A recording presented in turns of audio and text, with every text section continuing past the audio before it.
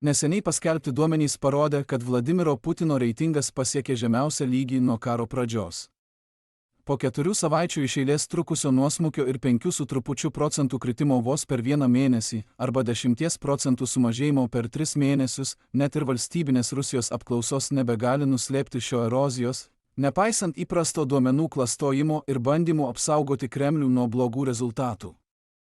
Kai net lojalios institucijos pripažįsta blogėjimą, tikroji frustracija slypi kur kas giliau.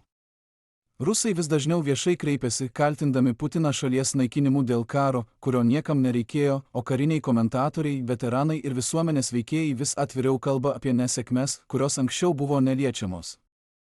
Pranešama, kad Putinas sustiprino asmeninę apsaugą, sumažino susitikimų skaičių, vengia savo rezidencijų ir ilgai praleidžia laiko bunkeryje, mikrotvarkydamas karą. Visa tai rodo, kad jis bijo ne tik prarasti populiarumą. Sistemoje, kuri pastatyta aplink vieną žmogų, krintanti valdžia greitai gali tapti asmeninio išlikimo problema, kuri gali paaštrėti ir baigtis net Vladimiro Putino nužudymu. Tiesioginė priežastis – Ukraina rado būdą, kaip karą perkelti į paprastų rusų gyvenimą. Naujausia jos kampanija, nukreipta į Rusijos internetinės prekybos milžinės Wildberries sandėlius visoje Rusijoje, yra esminė šio pokyčio dalis.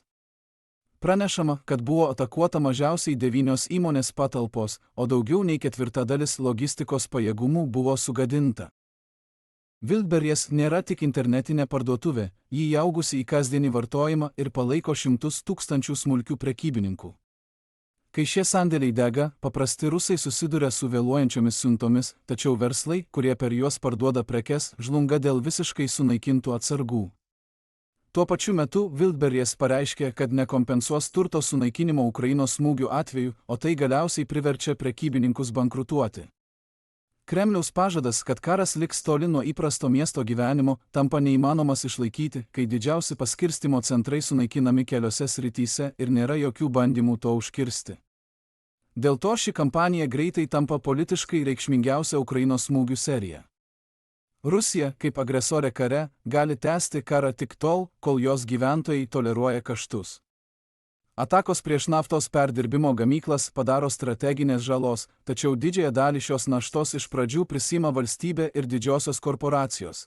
Nors degalų trūkumas stipriai sutrikdo rusų gyvenimą ir sukelia didelį socialinį nepasitenkinimą, daugumai tai nesukelia finansinio bankroto.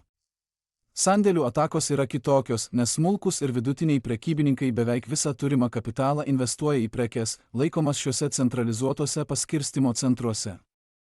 Kai tos prekės dingsta, savininkai praranda atsargas, pajamas, klientų pasitikėjimą ir kartais visą savo pragyvenimo šaltinį.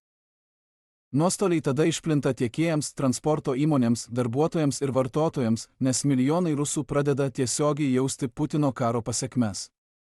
Tuo pačiu metu ši nauja spaudimo banga užklumpa Rusijos ekonomiką, kuri jau ir taip yra pertempta dėl karinės gamybos sankcijų, darbo jėgos trūkumo, infliacijos, sumažėjusių naftos pajamų ir didžiausios degalų krizės Rusijos istorijoje. Atakos prieš naftos perdirbimo gamyklas sukėlė trūkumus ir augančias kainas vartotojams, silpnindamos valstybės pajamas ir stabilumą.